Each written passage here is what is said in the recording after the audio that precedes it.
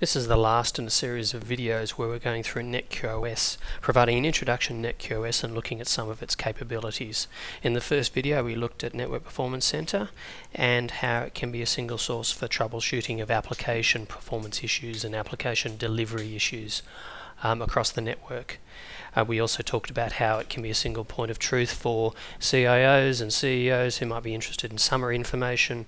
We're also where it might be useful for senior IT people to be able to understand what's going on from a high level, and then same data and same dashboards filtered differently can be able to be shown for individual resolver groups core details in order to get to what the application issues are in a quick and timely manner, rather than spending all the time investigating spend lots of time fixing things. The second video we talked about Network Performance Center and how it's really easy to configure, and you don't need programmers in order to get the right information to the right people at the right time. We also then went into core capabilities around application delivery analysis to troubleshoot end-to-end health for applications. We looked at a use case around WAN acceleration, particularly in the case of the video looking at Cisco capabilities. We looked at unified comms in a VIA example, but we support Cisco and Microsoft as well in that context. We looked at application usage, and now we're looking at the architecture itself.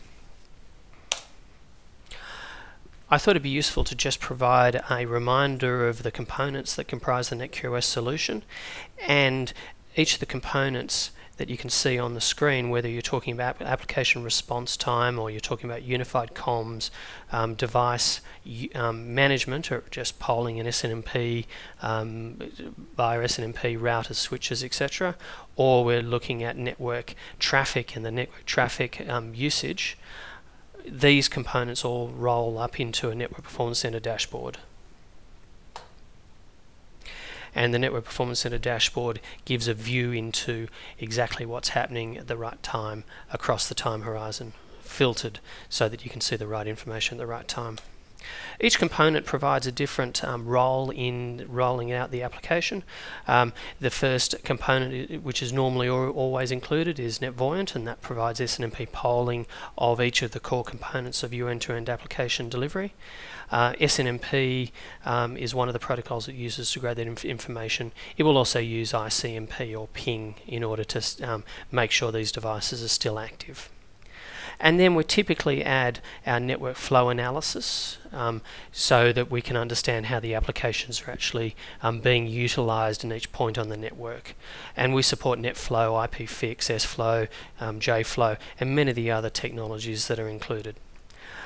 In terms of testing, we will be interested in actually looking at the TCP headers using application delivery analysis, and that's installed using a span port. Finally, particularly for financial institutions where we might be interested in long-term packet capture, we will use the Gigastore in order to get that information. And that's will be store packet capture for a very long period of time if we so choose, depending on the disk space, so that we can go through and replay the transaction end to end, or replay the voice end to end, rebuild what the HTTP request actually was, etc., etc., in the investigator that's included within Gigastore.